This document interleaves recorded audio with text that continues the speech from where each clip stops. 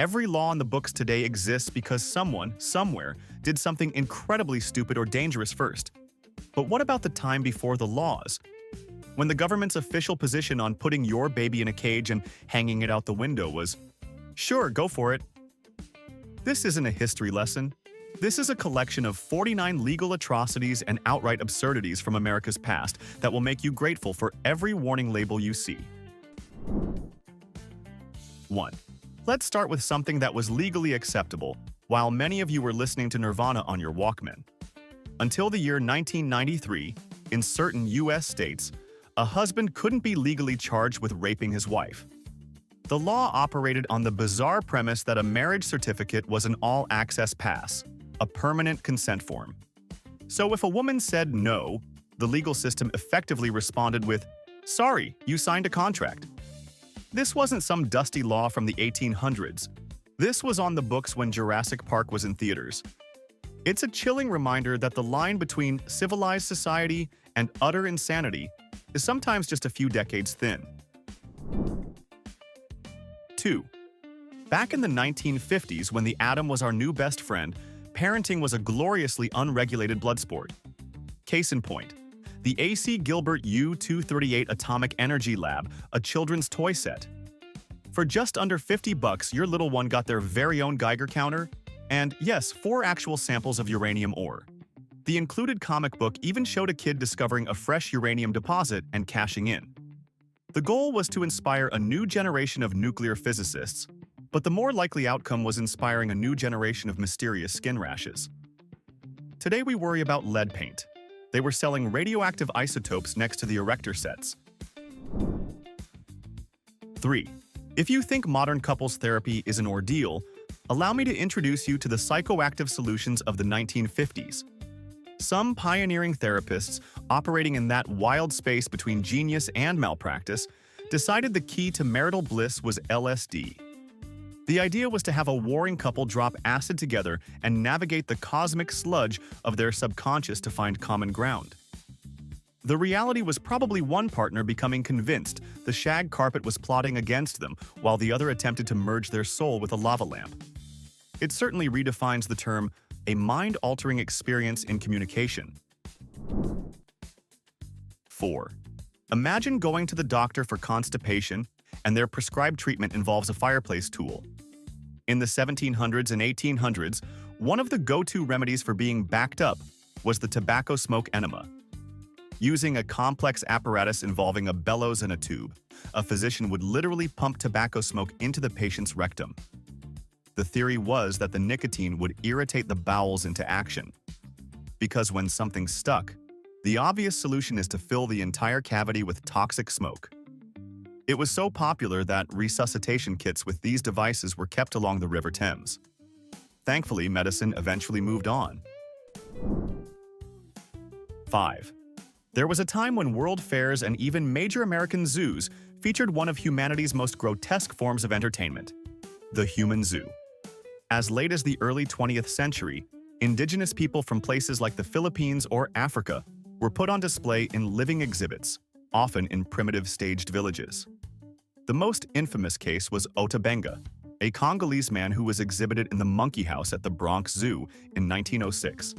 This wasn't seen as a crime against humanity. It was promoted as educational, a chance for civilized Americans to gawk at the savages. It was a legal and celebrated practice that laid bare the scientific racism of the era. 6. Here's a financial fact that feels like it's from another planet. Until 1974, it was perfectly legal for banks to simply deny women a credit card based on their gender. This wasn't ancient history. This was during the era of disco and bell-bottoms. An unmarried woman had almost no chance, and a married woman usually needed her husband to co-sign, as if she were a teenager asking for the car keys. The financial wizards of the time looked at half the population and concluded they could handle childbirth and raising a family. But the abstract concept of an annual percentage rate was just too much for their delicate minds to handle. 7. If you thought Dr. Schilling cigarettes was the peak of this absurdity, hold on. The tobacco industry then pivoted to an even more vulnerable market: pregnant women. In the 1950s, cigarette ads specifically targeted moms-to-be, promoting smoking as a chic and effective way to calm the nerves during those stressful 9 months. Some brands even hinted it could help with morning sickness. The ads featured happy, healthy-looking pregnant women, puffing away without a care in the world. They were essentially selling a method of hotboxing the womb, presented as a form of self-care. It was a marketing strategy so diabolical it's almost impressive. 8. Before there were angry tweets and scathing op-eds, Americans had a much more definitive way of settling disputes: dueling. Until the mid-19th century, if a man felt his honor had been besmirched, he could legally challenge the offender to a gentleman's gunfight. This wasn't a fringe activity. It was a formal, socially accepted institution. Our own Vice President, Aaron Burr, famously shot and killed the former Secretary of the Treasury, Alexander Hamilton, in 1804. It was the most permanent way to win a political debate ever invented. Just imagine if C-SPAN broadcasted congressional disputes that ended with a 10-pace countdown. Ratings would be through the roof. 9. Here's a legal loophole that would make for a very strange episode of Law and Order. Back in the 19th century, the act of digging up a recently deceased person from their grave was not, strictly speaking, illegal. Body snatching was a booming trade for medical schools desperate for cadavers. However, the law had a peculiar fixation on property rights. You could steal the corpse, but if you took the deceased's suit, pocket watch, or even their hat, that was theft, and you could be prosecuted. So the 19th century legal system was essentially the world's most morbid fashion police, sending a clear message. Defiling a human body is a moral gray area, but stealing a dead man's waistcoat is a serious crime. 10. For much of American history, the law treated animals less like living beings and more like inconvenient furniture. Until the late 20th century, severe animal cruelty was only a misdemeanor in most states. This meant you could face more jail time for bouncing a check or shoplifting a t-shirt than for torturing a dog. The act was legally considered damage to property, the property being the animal. It took until 2014 for all 50 states to finally make felony-level provisions for animal cruelty, officially recognizing that perhaps beating an animal to death is a slightly more serious offense than spray painting a dumpster. 11. Long before we were taking our shoes off at security and worrying about the liquid content of our shampoo, the airline industry had a much more relaxed attitude towards safety. So relaxed, in fact, that pilots were often permitted to drink alcohol while on duty. The pre-flight checklist for some pilots in the mid-20th century might have included checking the landing gear and then checking the quality of the scotch. It wasn't a sudden wave of corporate responsibility that ended this practice. It was an accumulation of oops moments at 30,000 feet that finally convinced airlines that maybe the person flying a 100-ton metal tube should be completely sober. 12. Feeling a bit under the weather? Got a cough? In the past, the doctor's prescription might have been to simply drain you of a significant portion of your blood. For centuries, bloodletting was a mainstream medical treatment for everything from a fever to a headache. The theory was that it balanced the body's humors. The reality was that it just made a sick person weaker, more anemic, and often dead. Even George Washington's death was hastened after his doctors bled him of several pints for a throat infection. Imagine going to an urgent care for the flu and leaving 3 quarts light. 13. Imagine your local Starbucks, but instead of the smell of burnt espresso and the sound of laptops clicking, the air is thick with a sweet, hazy smoke and the gentle murmuring of people in a state of blissful lethargy. In the late 1800s, opium dens were a legal and relatively common feature in many American cities. For a small price, you could recline on a divan and smoke refined opium, effectively checking out from reality for a few hours. It took the government until the early 20th century to decide that having a significant portion of the urban workforce legally tranquilized probably wasn't the best strategy for economic growth. 14. The concept of workers' rights in the 19th century was simple. You had the right to work until you died. There were virtually no labor laws. which meant 16-hour shifts in factories filled with toxic fumes, whirring, unguarded machinery, and zero ventilation were the norm. No breaks, no safety equipment, no recourse. It was entirely possible for a worker to collapse and die from chemical exposure or exhaustion on the factory floor, only to be dragged out of the way so the assembly line could keep moving. Your former position would be filled before your body was even cold. 15. Before the invention of modern plumbing, cities had a very organic approach to waste management. If you lived in a tenement in a city like New York in the late 1800s, you didn't have a toilet. You had a chamber pot. When it was full, the disposal system was simple. You opened a window, you yelled a friendly warning like "Gardyloo" to the pedestrians below, and you let gravity do the rest. The streets were open sewers, an olfactory nightmare of raw human waste, horse manure, and garbage. It's a testament to human resilience that anyone survived living in a place that smelled like Satan's outhouse. 16. This next one isn't funny. It's a gut-wrenching look at how the law could be twisted into a tool of pure evil. Before the Civil War, in both southern and border states, it was a horrifically common practice for corrupt police officers and constables to kidnap free Black Americans and sell them into slavery. Operating as state-sanctioned kidnappers, they would destroy or forge freedom papers, arrest a free person on trumped-up charges, and then auction them off to the highest bidder.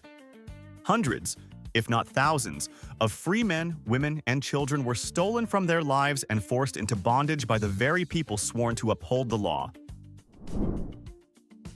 17. In the Roaring '20s, the Second Amendment was apparently on steroids. Getting your hands on a beer during Prohibition was a clandestine affair involving speakeasies and secret passwords. Getting your hands on a fully automatic Thompson submachine gun? That was just a simple over-the-counter transaction. You could literally walk into a hardware store or order from a mail-order catalog, slap down about $200, and walk out with a Tommy gun. No background check, no waiting period, no questions. It took a few years of gangsters turning Chicago's streets into open-air shooting galleries for the government to finally have a wait a minute moment. 18. Before the Food and Drug Administration existed to stop people from selling poison as medicine, the market for miracle cures was a wild west of fraud and horror. One of the most famous examples was Redathor, a tonic sold in the 1920s that was, quite literally, radioactive water. It was marketed as a cure for everything from fatigue to cancer. A wealthy industrialist named Eben Byers drank several bottles a day, swearing by its effects. He was the product's biggest fan, right up until his jaw and parts of his skull began to literally disintegrate from radiation poisoning. The company's defense was essentially a shrug. 19. You think the story about the woman who sued McDonald's for hot coffee is wild? That's nothing. In the 1800s, street food and drink vendors were engaged in a life-or-death game of cost-cutting with their customers. Some saloon owners and street vendors looking to save a buck would substitute cheap, toxic methyl alcohol or industrial ethanol, the kind used in paint thinner, for the drinkable grain alcohol in their beverages. The result was often called burning water. Patrons would take a swig and could suffer blindness, organ failure, or even drop dead on the spot. It wasn't food poisoning. It was a chemistry experiment gone horribly right for the vendor's wallet. 20. Here's one that will make your skin crawl, not because of how old it is, but because of how recent. Until 1975, it was legal in many states for the government to decide you weren't fit to have children, and then forcibly sterilize you without your consent. Under the guise of eugenics laws, states targeted the poor, minorities, the disabled, and anyone else deemed undesirable. They performed tens of thousands of these procedures over decades. And if you think this is some relic of the Great Depression, the last known forced sterilization under these laws happened in Oregon in 1981. This wasn't the Dark Ages. This was the same year Raiders of the Lost Ark hit theaters. 21. In the grand tradition of terrible medical ideas, doctors once believed the solution to nearly every ailment was mercury. Got syphilis? Have some mercury. Feeling a bit sad? A dose of mercury should cheer you up. It was the duct tape of 19th century medicine, a toxic heavy metal prescribed with the confidence of a snake oil salesman. Patients would dutifully ingest this poison, only to develop tremors, memory loss, and have their teeth fall out. It turns out that the primary side effect of ingesting mercury isn't a cure. It's just a different, more permanent set of problems, starting with severe brain damage. 22. In the 1800s, America had a beautifully broken system for dealing with debt. If you couldn't pay your bills, you weren't sent to a collections agency. You were sent to a debtor's prison. The logic was so perfectly insane it's almost admirable. Take a person who can't earn money to pay a debt, lock them in a place where they definitely can't earn money, and then wait for them to magically produce the money they owe. It was a government-sponsored system designed to ensure that if you were poor, you stayed poor, and you did it behind bars. Your only hope was that a wealthy relative would bail you out. 23.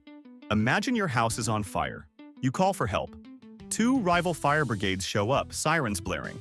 But instead of pulling out hoses, they pull out notepads and start a bidding war right there on your lawn. This was the reality in many cities before the 1930s. Private for-profit fire companies would race to a blaze, and the first one there would offer their services to the highest bidder. If you couldn't pay their exorbitant fee, or if your neighbor outbid you for their house, they would literally stand back and watch your home burn to the ground. It was disaster capitalism in its purest, most sociopathic form. 24. This one is just plain grim. Until the year 2013, it was legal in many jurisdictions to keep a pregnant inmate shackled while she was giving birth. Women in active labor were often chained by their wrists and ankles to the hospital bed. The official rationale was security. Because, as we all know, a woman in the throes of agonizing contractions is a massive flight risk, poised to overpower the guards and make a daring, action movie escape. It's a policy so devoid of basic human decency that it's hard to believe it existed in the 21st century, but it did. 25. Before the modern era decided that childhood should be a thing, the rules around alcohol were flexible. In many parts of the US before Prohibition, there were no legal drinking ages. This meant a 10-year-old could confidently saunter up to a saloon bar, put his nickel down, and order a whiskey without anyone batting an eye. And they did. It reportedly became such a problem in some areas, with grade schoolers showing up to class already half in the bag, that communities were forced to informally suggest that maybe, just maybe, serving hard liquor to children wasn't the best idea for society. 26. The award for the most creatively evil form of payment goes to the mining companies of the late 19th and early 20th centuries. After working a brutal 14-hour shift in a dark, dangerous coal mine, you weren't paid in US dollars. You were paid in scrip, a form of private currency printed by the company itself. This scrip was only valid at one place, the overpriced company-owned store. It was a perfect, inescapable trap. You worked for fake money to buy marked-up goods from the same people who paid you, ensuring you were always in debt and could never afford to leave. 27. Early automobiles were a bold statement about man's desire to conquer distance and his complete indifference to surviving the journey. The first cars didn't have brakes as we know them. They had stop sticks or spoon brakes. This was essentially a lever that the driver had to physically pull or push, which would then press a wooden block against the spinning rubber of the tires. There was no hydraulic assistance, just your own brute strength against the momentum of a multi-ton machine. Stopping wasn't so much a process as it was a desperate, sweaty wrestling match with the laws of physics. 28. Forget Amazon Prime. In the early 20th century, the U.S. Postal Service was the ultimate heavy freight carrier. Sears, Roebuck, and Cubber sold entire build-it-yourself houses through their mail-order catalogs. You could pick out your dream home, and they would ship all 30,000 pieces, from the lumber and nails to the doorknobs, to you via the mail. The Postal Service was legally obligated to deliver anything under a certain weight. So one man in Utah famously had a 40,000-pound brick house delivered in countless 50-pound packages. Imagine being the mailman who had to deliver a chimney, one brick at a time. 29. For decades, one of America's most celebrated medical procedures involved scrambling a person's brain with an ice pick. The prefrontal lobotomy was a legal and shockingly common cure for everything from severe depression to teenage rebelliousness. Dr. Walter Freeman perfected the transorbital technique, where he would hammer a sharp instrument through the patient's eye socket to sever connections in the frontal lobe. He performed thousands, often from his lobotomobile. It was a permanent solution for what was often a temporary problem, with the minor side effect of turning the patient into a docile, emotionless shell of their former self. 30. Step into a time machine back to 1905 and grab a sausage from a street vendor. You might be getting some pork, but you might also be getting rat meat, sawdust, and a dash of borax for preservation. Before the Pure Food and Drug Act of 1906, there were zero federal regulations on what could be sold as food. Milk was often diluted with chalky water, candy was colored with lead, and some canned meats even contained traces of the factory workers who had fallen into the grinders. It was a culinary free-for-all where your dinner was just as likely to nourish you as it was to kill you. 31. During Prohibition, the U.S. government got tired of people ignoring the law and drinking anyway. So they came up with a final solution that was both terrifying and utterly insane. They ordered the poisoning of industrial alcohol, the stuff often stolen by bootleggers to make illegal booze. They mandated that companies add lethal chemicals like methanol, knowing full well it would end up in speakeasies. The result? At least 10,000 American citizens were killed or blinded by their own government's poison. The official logic was a form of public health terrorism. If we can't stop you from drinking, we'll just make sure it's fatal. 32. Long before the digital age made us all paranoid about our data, the government had a much more analog way of spying on its citizens. Before a landmark Supreme Court case in 1967, it was generally considered legal for police to wiretap a person's phone conversations without a warrant. If law enforcement had even a vague suspicion, they could listen in on your most private calls, from business deals to arguments with your spouse, and use anything they heard against you. There was no expectation of privacy. The Fourth Amendment was more of a polite suggestion than a hard rule. 33. The Great Depression wasn't just a time of economic hardship. It was a time of predatory banking practices that would make a loan shark blush. As families across the country defaulted on their mortgages, banks would foreclose on their homes. That was legal. But then, in some cases, they would turn around and offer to sell the exact same house back to the now homeless family at a wildly inflated price, trapping them in an even deeper cycle of debt. It was a cruel and legal maneuver that enriched the banks while systematically stripping desperate people of their last remaining assets. 34. Today, if you want dynamite, you probably need to be a licensed demolitions expert with a mountain of paperwork. But in the early 1900s, you could buy it at the local hardware store. Dynamite was marketed as a miracle tool for the modern man. Farmers used farm powder to blast tree stumps out of their fields, construction crews used it to clear land for roads, and bored teenagers used it for what could only be described as catastrophic mischief. It was sold casually, like bags of cement, leading to an unpredictable number of stories that started with, "Hey, watch this," and ended with a trip to the morgue. 35. There was a time when the U.S. government's official stance on atomic radiation was essentially, "Come on in, the water's fine." During the height of the Cold War, they embraced a policy of atomic patriotism, assuring the public that a little fallout was nothing to worry about. They marched soldiers into nuclear test sites just miles from ground zero to see how they'd react, treating them like human guinea pigs.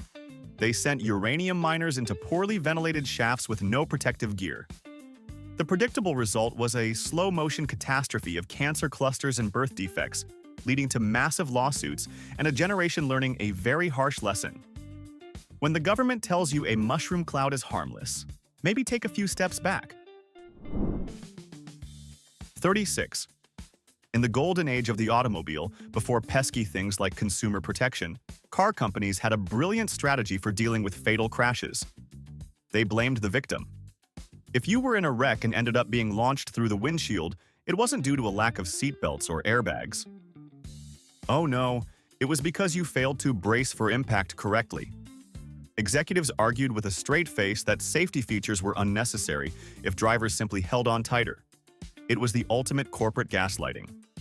Imagine a car ad today. The new Chevy Impala. In the event of a high-speed collision, try to land on something soft. Your survival is your responsibility. 37. In the factories of the industrial age, you weren't an employee, you were a piece of disposable equipment. If a machine tore off your finger, you were fired for breaking the machine or slowing down production. There was no workers' compensation, no safety gear, and no sick days. You worked 14-hour shifts breathing in toxic fumes and weaving around unguarded bone-crushing machinery. This wasn't just a job, it was a slow-motion industrial accident with a meager paycheck. Your retirement plan was a plot of land in the local cemetery, paid for by a lifetime of trading your health for someone else's profit. 38. If you think your neighbors are weird, picture this. In the 1930s, it was a legitimate parenting trend in crowded cities to put your baby in a wire cage and hang it out of your high-rise apartment window. The thinking was that infants needed fresh air and sunlight, and since you didn't have a yard, a human bird cage suspended 10 stories over a busy street was the next best thing. Pedestrians in London and New York would walk down the sidewalk and see babies dangling precariously overhead like fleshy, crying air conditioning units. It's a miracle an entire generation of urban infants wasn't raised by pigeons.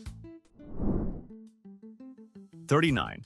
The tobacco industry has always been a master of creative marketing, but their health campaigns of the mid-20th century were a work of pure, unadulterated genius.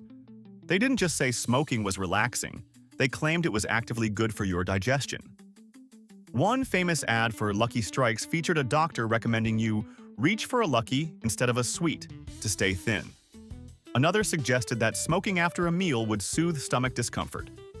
They pitched cigarettes as the perfect post-dinner digestive, which is technically true if you consider that a fatal case of lung cancer will, eventually, solve all your digestive issues permanently.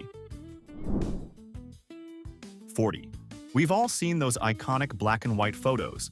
A dozen construction workers casually eating their lunch on a single steel I-beam, their feet dangling 800 feet above the streets of Manhattan. What's easy to forget is that this wasn't a staged photo op. This was just their lunch break. Building the skyscrapers of New York in the early 20th century was a job with one key performance indicator: don't fall. There were no safety harnesses, no tethers, and no nets below. One strong gust of wind, one misplaced step, and your career was over. These men weren't just building a city. They were engaged in a daily, nonchalant dance with death. 41. During the atomic craze of the 1950s and 60s, the U.S. Atomic Energy Commission was surprisingly open to sharing. In fact, under a program called Atoms for Peace, it was technically legal for private citizens and companies to buy radioactive materials and even build their own nuclear reactors.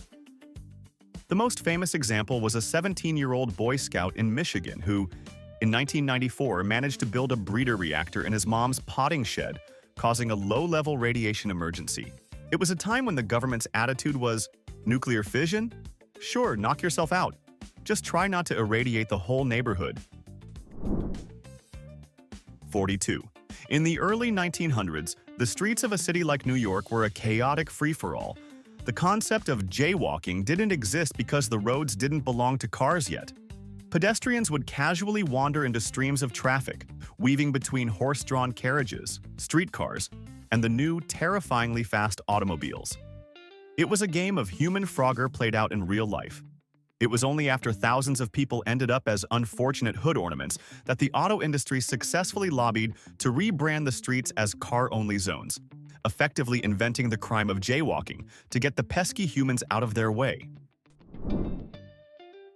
43. Before the widespread use of anesthesia in the mid-1800s, surgery wasn't a medical procedure. It was a form of closely supervised torture. Patients were fully awake and conscious, while doctors sawed through their bones and sliced into their flesh. There were no painkillers, just a shot of whiskey and several strong assistants to hold you down as you screamed. The mark of a great surgeon wasn't precision or skill, but speed. The goal was to amputate a leg or remove a tumor as quickly as possible, simply to minimize the duration of the unbelievable agony before the patient either passed out from the pain or died from shock. 44.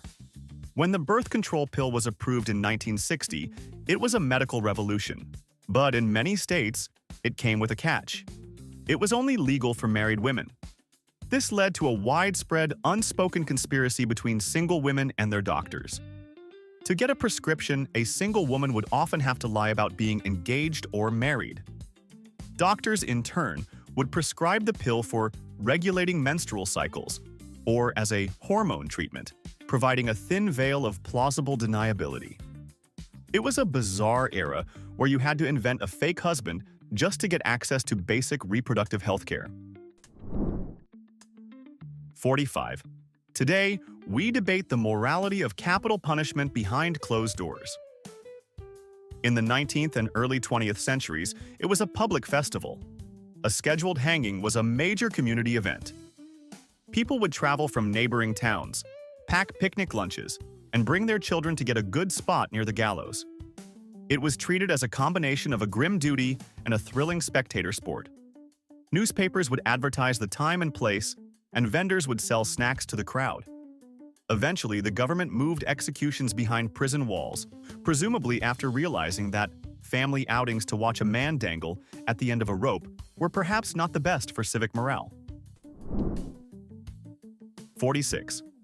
Before it became public enemy number 1, cocaine was America's favorite pick-me-up, and it was completely legal. You could find it in everything. The original formula for Coca-Cola famously contained a significant amount of cocaine from the coca leaf. Feeling a toothache? Your dentist might recommend cocaine-laced drops, even for children. You could buy it over the counter in tonics and elixirs that promised to cure everything from hay fever to depression. It wasn't a back-alley drug. It was a mainstream wonder ingredient, sold with the same casualness as aspirin, until society figured out that maybe a nationwide cocaine habit wasn't sustainable. 47. For most of American history, the age at which you could legally buy alcohol was 18. This was the standard in the vast majority of states until the 1980s. So what changed? The federal government essentially blackmailed the entire country. In 1984, Congress passed the National Minimum Drinking Age Act, which told states to either raise their drinking age to 21 or lose 10% of their federal highway funding. Faced with the choice between letting 19-year-olds buy beer and having their roads crumble into dust, every state eventually caved. It was a policy change driven not by debate, but by a fiscal gun to the head. 48. The life of an orphan in 19th century America was often bleak, but it could get much worse than a Dickens novel. Some underfunded and overwhelmed orphanages engaged in a practice that was essentially a form of child trafficking. They would place children not with loving families but with factories, mills, and mines as a source of cheap, indentured labor. These children were effectively sold into servitude, working brutal hours in horrific conditions for no pay. They weren't adopted. They were acquired as industrial assets, their childhood sacrificed to fuel the engines of progress. 49. If you were born before 1985, your first car ride was likely an exercise in pure, unadulterated chaos. The modern concept of a child car seat simply didn't exist as a legal requirement. Parents would put babies in flimsy, plastic carriers that sat on the seat, or more commonly, just let them roll around loose in the back. The rear of a 1970s station wagon was a lawless playground where kids bounced around like luggage with every turn. There were no booster seats, no 5-point harnesses, just a vague parental instruction to hold on to something. If you survived a childhood before car seat laws, you are a product of natural selection. And that's our tour through the legal madness of yesteryear. It makes you wonder what we're doing right now that will horrify future generations. We've covered 49, but the past is a deep, dark well of insanity. Now it's your turn.